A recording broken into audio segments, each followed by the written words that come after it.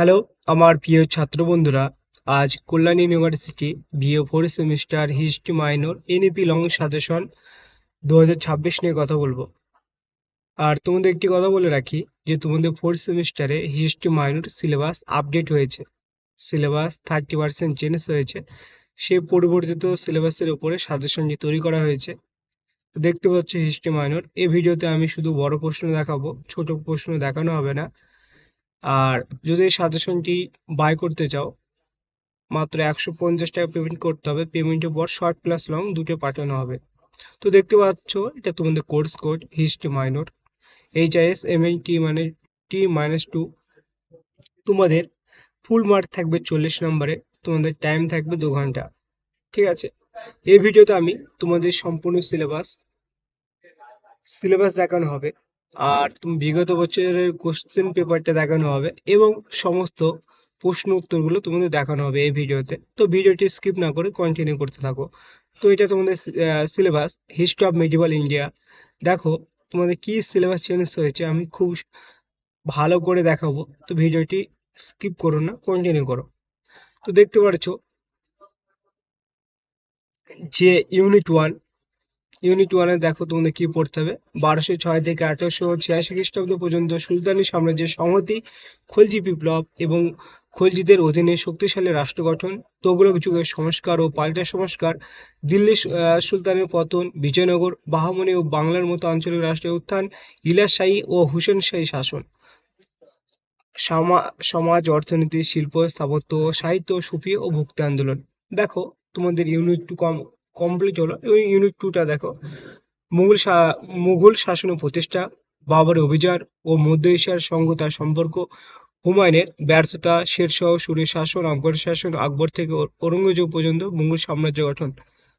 3 নম্বর ইউনিটটা দেখে নাও, মুঘল প্রশাসন, মনসবদারি, জাগিরদারি ব্যবস্থা, কৃষি সংকট, মুঘল সাম্রাজ্যের পতন, আঞ্চলিক রাজনীতি ও শিবাজির অধীনে মারাঠা ও পেশওয়া শাসন, শিখ চ্যালেঞ্জ এবং বাংলা, অযোধ্যা, মহীশূর ও হায়দ্রাবাদের মতো আঞ্চলিক রাষ্ট্রের উত্থান। 4 নম্বর ইউনিটটা দেখো, মুঘল ভারতের পূর্ণ মূল্যায়ন, রাষ্ট্র, ধর্ম, নগর, অর্থনীতির বৈশিষ্ট্য, বাণিজ্য, শিল্প, সমাজ, সংস্কৃতি, সাধারণ মানুষের ধর্ম, ভাষা, সঙ্গীত ও সাহিত্য, শিল্পকলা ও স্থাপত্য। দেখো এটা তোমাদের 2025 সালে প্রশ্নপত্র। যেভাবে কোশ্চেন পেপারে তোমাদের দেয়া আছে সেইভাবে এখানে তোমাদের সেই ফরম্যাটে টাইপ করা হয়েছে। দেখতে পাচ্ছ তোমাদের এনইপি 2020, এটা তোমাদের ফুল মার্ক তোমাদের 40। দেখো তোমাদের 1 নম্বর দাগে 5টি কোশ্চেনের উত্তর করতে হবে। 5টি, 2 মার্ক থাকবে। দুই দুই গুণে 5 দুগুণে 10 বা 2 গুণে 5। দেখো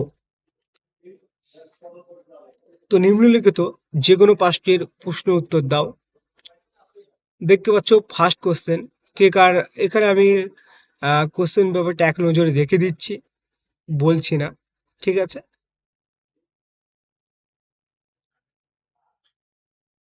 আর এটা দেখতে পাচ্ছ যে তোমাদের 2 নম্বর দাগে দুটো কোশ্চেনের উত্তর করতে হবে। 5 2 গুণে 10। তোমাদের দুটো কোশ্চেন উত্তর করতে হবে, 5 মার্কের থাকবে, দুটো করতে হবে, 5 2 গুণে 10।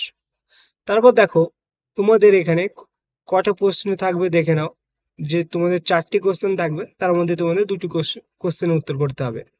তারপর দেখো 3 নম্বর দাগে তোমাদের 4টি কোশ্চেন থাকবে, তার মধ্যে দুটি কোশ্চেন উত্তর দিতে হবে। এটা তোমাদের 10 মার্কের থাকবে, 10 2 গুণে 20। তো দেখো এটা তোমাদের ফার্স্ট ইউনিটের কোশ্চেন। দেখো তো আগেই বলে রাখছি যে তোমাদের ফোর্থ সেমিস্টার হিস্ট্রি মাইনর তোমাদের সিলেবাস চেঞ্জ হয়েছে। অনেকে যারা থার্ড সেমিস্টারে আমার কাছ থেকে বা অন্য স্যার কাছ থেকে তোমরা সাজেশন বাই করেছো, হেডিং এক থাকলেও তোমাদের সিলেবাস চেঞ্জ হয়েছে। আর সেই সিলেবাস যেহেতু চেঞ্জ হয়েছে, প্রশ্ন উত্তর তোমাদের আহ ওটাও চেঞ্জ হয়েছে, নতুন করে কিছু কোশ্চেন অ্যাড হয়েছে। দেখো আগের বছরে যে কোশ্চেন মানে ওই সাজেশন যে থার্ড সেমিস্টারে তোমরা পড়বে অতটা কমন পাবে না। কারণ যেটা সিলেবাস অ্যাড হয়েছে ওই কোশ্চেন গুলো আসার চান্স 99%। তো দেখো ফার্স্ট কোশ্চেনটা দেখে নাও ইউনিট 1-এর, হুসেন শাহী আমলে বাংলার সাংস্কৃতিক উন্নতি আলোচনা করো। এটা 5 বা 10 নম্বর মার্কে আসতে পারে। যা দেখো, অথবা দিয়ে আরেকটি কোশ্চেন, হুসেন শাহী যুগকে বাংলার সাংস্কৃতিক স্বর্ণযুগ বলা যায় বা বলা হয়, আলোচনা করো। অথবা হুসেন শাহী আমলে বাংলা সংস্কৃতির বিকাশ সম্পর্কে সংক্ষেপে আলোচনা করো। এটা আসলে 5 নম্বর আসবে। হুসেন শাহ আমলের সাংস্কৃতিক বৈশিষ্ট্য আলোচনা করো, এর ঐতিহাসিক গুরুত্ব আলোচনা করো বা ঐতিহাসিক গুরুত্ব কি। এটা 5 প্লাস 5 10 নম্বর মান থাকলে এটা লিখতে হবে। দেখো, তো তোমাদের আমি আহ শুরুতে বলে রাখি যে আমার খুব সুন্দর করে পয়েন্ট আকারে সাজেশনটি তৈরি করা হয়েছে, যাতে তোমাদের মুখস্থ করতে সুবিধা হয় এবং পরীক্ষায় লিখে আসলে যাতে টিচারের মনকে তোমরা আকর্ষণ করতে পারো এবং ফুল নম্বর পাও, সেইভাবে করে সাজেশনটি আমরা তৈরি করেছি। তো সাজেশনটা আমরা এক নজরে দেখে দিচ্ছি। দেখো, ভূমিকা দিয়ে শুরু করা হয়েছে এবং উপসংহার দিয়ে শেষ করা হয়েছে। দেখতে পাচ্ছ খুব সুন্দর করে পয়েন্ট আকারে সাজেশনটি তৈরি করা হয়েছে। দেখো, 2 নম্বর কোশ্চেন, এই 2 নম্বর কোশ্চেনটি খুবই ইম্পর্টেন্ট কোশ্চেন। বিজয়নগর সাম্রাজ্যের সামাজিক অর্থনৈতিক অবস্থার পরিচয় দাও। এটা আসলে 10 মার্কের আসবে, 5 প্লাস 5। ঠিক আছে, 5 প্লাস 5 মার্কে তোমাদের কোশ্চেনটা আসবে, বিজয়নগর সাম্রাজ্যের সামাজিক ও অর্থনৈতিক অবস্থার পরিচয় দাও। দেখতে পাচ্ছ খুব সুন্দর করে পয়েন্ট আকারে সাজানো হয়েছে। আশা করছি তোমরা যদি সম্পূর্ণ সাজেশনটি লিখে আসতে পারো, ফুল মার্ক পাবে। এবার দেখো 3 নম্বর কোশ্চেন, ইলিয়াস শাহী শাসনের প্রশাসনিক বৈশিষ্ট্যগুলি বিশদে ব্যাখ্যা করো। এটা 5 বা 10 নম্বরে কোশ্চেন আসতে পারে। অথবা দিয়ে দেখো, ইলিয়াস শাহী আমলে প্রশাসন কতটা উন্নত ছিল, বিশ্লেষণ করো বা আলোচনা করো। ইলিয়াস শাহী শাসনের প্রশাসনিক বৈশিষ্ট্য সংক্ষেপে আলোচনা করো। যদি সংক্ষেপে আলোচনা করো, এটা 5 নম্বর দিয়ে দেয়। কোশ্চেনটা এমন করে করা হয়েছে, 5 বা 10 নম্বরে যেভাবে আসবে উত্তরটা লিখে আসলে তোমরা ফুল মার্ক পাবে। তারপর দেখো, অথবা দিয়ে কোশ্চেনটা হয়েছে, ইলিয়াস শাহী আমলে প্রশাসনের প্রধান বৈশিষ্ট্যগুলি কি ছিল, সংক্ষেপে আলোচনা করো। দেখো উত্তর খুব সুন্দর করে প্রতিটা কোশ্চেনের উত্তর পয়েন্ট আকারে সাজানো হয়েছে। সাজেশন ব্যাপারে তোমাদের কোনো ভাবতে হবে না। তারপর দেখো 4 নম্বর কোশ্চেনটা, দেখো বিজয়নগর ও বাহুবাড়ির সাম্রাজ্যের তুলনামূলক আলোচনা করো। তোমাদের আরেকটি কথা বলে রাখি, যারা হচ্ছে এটা অবশ্যই বলা তোমাদের উচিত।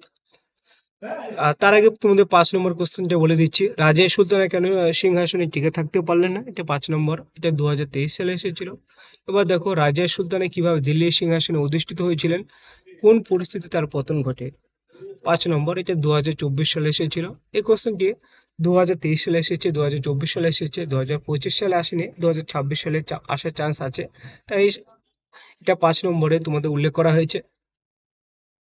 তো তোমাদের আরেকটি কথা বলে রাখি, যারা হচ্ছে মিডিয়াম ছাত্র আছো বা যারা হচ্ছে শেষের দিকে তোমরা সাজেশনটি বাই করো, তারা জানতে চাও যে স্যার এতগুলো কোশ্চেন তো আমরা কত কতগুলো পড়বো। তার আগে একটি কথা বলে রাখি, যেহেতু তোমরা হিস্ট্রি অনার্স নিয়েছো, তোমাদের একটু তো পড়তেই হবে। আর প্রথমের 5টি কোশ্চেন তোমরা ভালো করে পড়বে। 5টি কোশ্চেনের মধ্যে তোমরা কমন পাবে, এই 5টি কোশ্চেনের মধ্যে তোমরা কমন পাবে, এর বাইরে কিছু আসবে না। আর যারা ভালো ছাত্র তারা সবগুলোই পড়বে। তো দেখো, দেখতে পাচ্ছ উত্তরগুলো খুব সুন্দর করে পয়েন্ট আকারে সাজানো হয়েছে। 6 নম্বর কোশ্চেনটা দেখে নাও, সুলতানি যুগে সুফি আন্দোলনের প্রভাব সংক্ষেপে আলোচনা করো। অথবা সুলতানি যুগে সুফি আন্দোলনের প্রভাব সম্পর্কে একটি সংক্ষিপ্ত টিকা লেখো। কোশ্চেনটা এইভাবে আসতে পারে, না হলে এইভাবে আসতে পারে, যেভাবে আসুক না কেন এইভাবে লিখে দেবে। অথবা দেওয়া এই কারণে দেওয়া, যাতে কোশ্চেনটা এইটা দেওয়া থাকলো, মেন কোশ্চেনটা তোমাদের কোশ্চেন এটা আসলো, তখন তোমরা ঘাবড়ে যাবে। আমি চাই না যে তুমি ঘাবড়ে যাও, সেই জন্য সেইভাবে কোশ্চেনটা তৈরি করা হয়েছে। এই দুইভাবে কোশ্চেনটা আসবে। দেখো 7 নম্বর কোশ্চেন, সুলতানি যুগে ভক্তি আন্দোলনের সামাজিক গুরুত্ব আলোচনা করো। অথবা সুলতানি যুগে ভক্তি আন্দোলনের সামাজিক প্রভাব সম্পর্কে সংক্ষেপে আলোচনা করো। অথবা সুলতানি যুগে ভক্তি আন্দোলনের গুরুত্ব কি ছিল।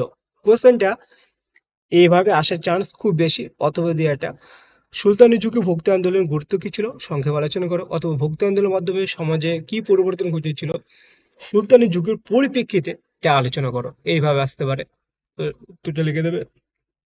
এবার আমি তোমাদের একটু ফার্স্ট দেখাবো। দেখো 4 নম্বর কোশ্চেন যে দেখে নাও, আলাউদ্দিন খলজি অর্থনৈতিক সংস্কার পর্যালোচনা করে। এটা 2024 সালে এসেছিল। আলাউদ্দিন খলজির অর্থনৈতিক নীতি পর্যালোচনা করো। কোশ্চেনটা তোমাদের এইভাবে আসবে।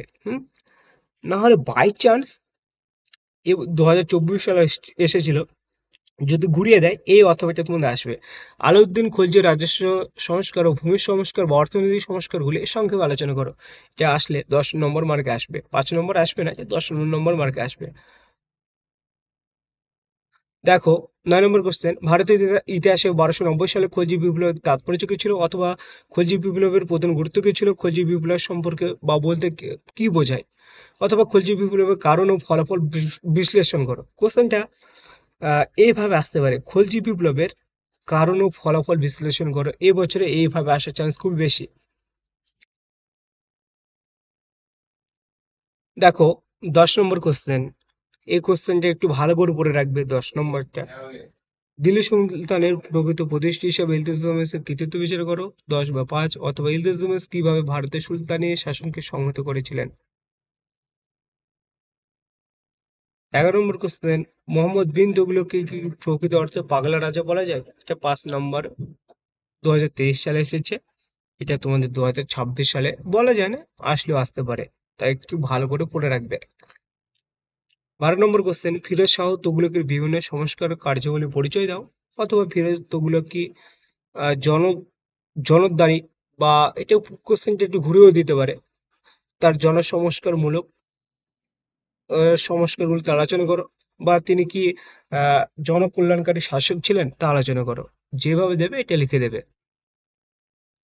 13 নম্বর কোশ্চেন, তুমি কি মনে করো দিল্লি সুলতানদের পতনের জন্য ফিরোজ শাহ তুগলক কি দায়ী ছিলেন। তোমার মতামত আলোচনা করো। এটা এইভাবে দিতে পারে, তো লিখে দেবে।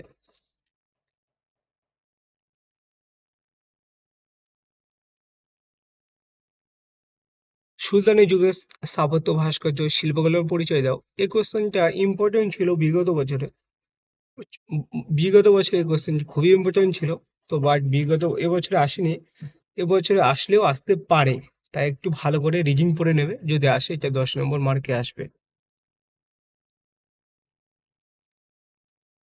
দেখো, 15 নম্বর কোশ্চেন, সুলতানি যুগের ভাষা সাহিত্য চর্চা সংক্ষেপে আলোচনা করো, অথবা সুলতানি যুগের ভাষা ও সাহিত্যের পরিচয় দাও। সুলতানি যুগের অর্থনৈতিক অবস্থার সংক্ষিপ্ত পরিচয় দাও। এটা তোমাদের 10 নম্বর মার্কে আসলে আসবে। 17 নম্বর কোশ্চেন, মোহাম্মদ বিন তুগলকের দুটি পরিকল্পনার সংক্ষেপ আলোচনা করো। মোহাম্মদ বিন তুগলকের বিভিন্ন সংস্কারের বিবরণ দাও। তাকে বৈপরীত্য সংমিশ্রণ বলা চলে কিনা বিচার করো। আমি তোমাদের কয়েকটি কোশ্চেন এড়িয়ে যাচ্ছি, সাজেশনটা বাই করলে তোমরা সম্পূর্ণ সাজেশন যে তোমরা পেয়ে যাবে। আমি একটু উজ্জ্ব করে আমি একটু উজ্জ্ব করে যাচ্ছি, সব কোশ্চেন আমি দেখাচ্ছি না, কয়েকটি কোশ্চেন বাদে যাচ্ছি যেহেতু আপডেট হয়েছে।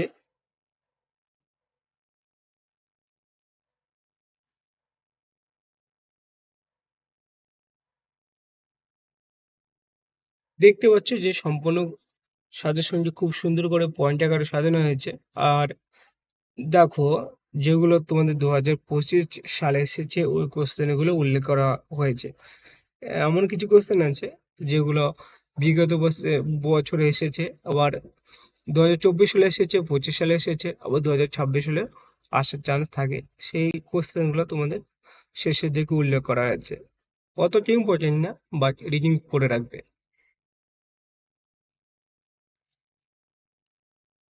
এবার আমি তোমাদের 2 নম্বর ইউনিটের ফার্স্ট কোশ্চেনটা আমি তোমাদের দেখাচ্ছি।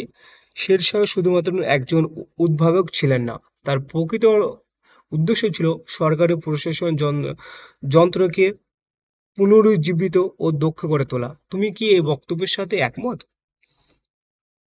আলোচনা করো। এটা তোমাদের আসলে 10 নম্বর মার্কে আসবে, বা 5-10 নম্বর মার্কে আসবে।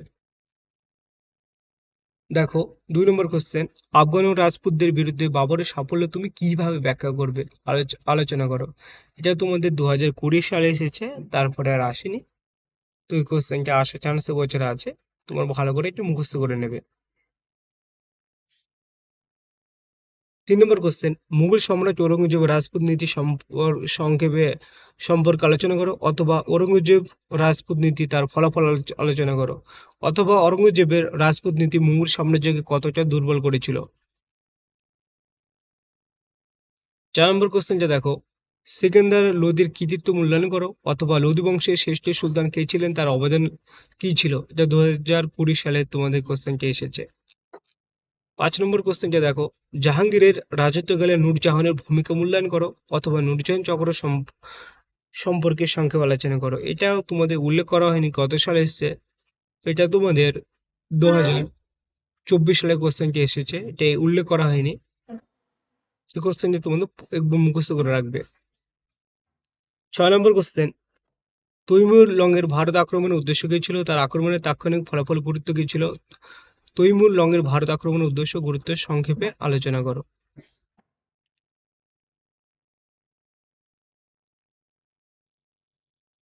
সংক্ষেপে আকবরের রাজপুত নীতি ও মুঘল সাম্রাজ্যের সম্প্রসারণ ও সংহতি সাধনে এই নীতির গুরুত্ব আলোচনা করো। এটা তোমাদের 2024 সালে এসেছে, 2026 সালে আসার চান্স আছে। কিছু কোশ্চেন আমি তোমাদের এড়িয়ে যাচ্ছি, সাজেশনটা বাই করলে সম্পূর্ণ পিডিএফ কপিটা পেয়ে যাবে, শর্ট প্লাস লং। এই সাজেশনের প্রাইস মাত্র 150 টাকা। 150 টাকা পেমেন্ট করলে শর্ট প্লাস লং দুটোই পিডিএফ কপি দেওয়া হবে। আর আবারও বলে দিচ্ছি, তোমাদের 4th সেমিস্টারে হিস্ট্রি মাইনর 30% সিলেবাস চেঞ্জ হয়েছে, সেই সিলেবাস পরিবর্তিত সিলেবাসের উপরে সাজেশনটি বানানো হয়েছে। আর যারা বিগত বছরে যে মানে 3rd সেমিস্টারের সাজেশন তোমরা নিয়েছিলে, হেডিং এক থাকলেও তোমাদের সিলেবাস আপডেট হয়েছে। ওই ওই সিলেবাসের উপর পড়লে, ওই সাজেশনের উপর পড়লে তোমরা কমন পাবে না, এটা তোমাদের মাথায় রাখতে হবে।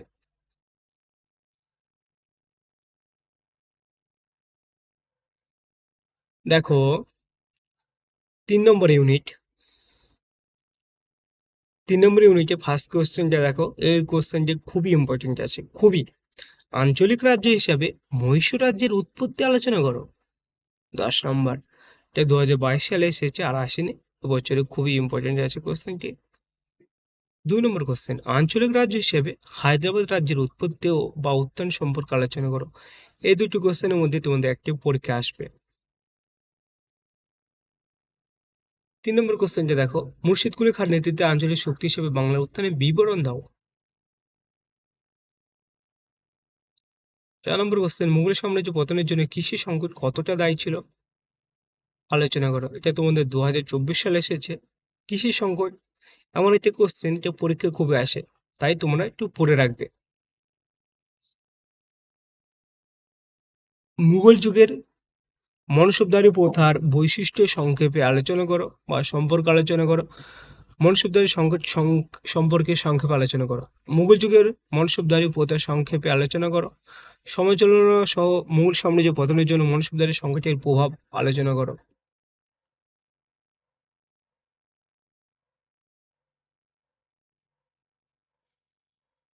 দেখো, মুঘল যুগের মনসবদারি প্রথার বৈশিষ্ট্য সংক্ষেপে আলোচনা করো বা মনসবদারি সংকট সম্পর্কে সংক্ষেপে আলোচনা করো। এই কোশ্চেনটি ইম্পর্টেন্ট আছে খুবই, এটা পড়ে রাখবে।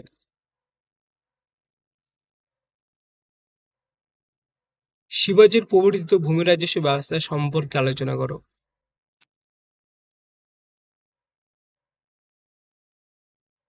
দেখো, আমি কয়েকটি কোশ্চেন আমি উজ্জ্ব করে যাচ্ছি, সব কোশ্চেন আমি দেখাচ্ছি না। যদি সাজেশনটি বাই করো, সম্পূর্ণ পিডিএফ কপিটি তোমরা পেয়ে যাবে। যে কোশ্চেন গুলো খুব ইম্পর্টেন্ট কোশ্চেন, সেগুলো ইউনিটের প্রথম দিকে সাজানো হয়েছে, যাতে করে তোমাদের ভাবতে না হয়। দেখো, 4 নম্বর ইউনিট, 4 নম্বর ইউনিটে তোমাদের ফার্স্ট কোশ্চেনটি দেখে নাও। মুঘল যুগের সমাজ জীবনের চিত্র সম্পর্কে সংক্ষেপে আলোচনা করো। এটা তোমাদের 10 নম্বরে 2023 সালে এসেছে। এই কোশ্চেনটি খুবই ইম্পর্টেন্ট কোশ্চেন, এই কোশ্চেনটি মুখস্থ করে রাখবে। 2 নম্বর কোশ্চেনটি দেখে নাও, মুঘল আমলের শিল্প ও স্থাপত্য সম্পর্কে একটি সংক্ষিপ্ত টিকা লেখো। বা শাহজাহানের রাজত্বকালে মুঘল শিল্প ও স্থাপত্যের স্বর্ণযুগ হিসেবে বর্ণনা করো। এ কি যুক্তিযুক্ত আলোচনা করো। এটা 2024 সালে এসেছে, 2026 সালেও আসতে পারে, তাই এটা রিডিং পড়ে রাখবে। 3 নম্বর কোশ্চেনটা দেখে নাও। 3 নম্বর কোশ্চেনটি খুব ইম্পর্টেন্ট আছে, আশা করি কোশ্চেনটি তোমাদের আসবে। মুঘল যুগের অন্তর্দেশীয় ব্যবসা বাণিজ্যের উপর একটি সংক্ষিপ্ত টিকা লেখো। বা মুঘল যুগে অভ্যন্তরীণ ব্যবসা বাণিজ্য সম্পর্কে তুমি কি জানো আলোচনা করো বা লেখো। অথবা মুঘল যুগে শহরে অর্থনীতি পরিচয় দাও। আসলে অথবা কোশ্চেনটাই আসবে। 4 নম্বর কোশ্চেন, মুঘল যুগের সাহিত্যের বিকাশ এর ইতিহাস লেখো। এটা তোমাদের 2023 সালে এসেছে। আর মুঘল যুগে ভাষা ও সাহিত্যের বিকাশ আলোচনা করো বা সংক্ষেপ আলোচনা করো। এটা যদি 10 নম্বর আসে তাহলে বিকাশ আলোচনা করো। 10 নম্বর 2024 সালে এসেছে, আশা করছি তোমাদের 2026 সালে আসার চান্স আছে।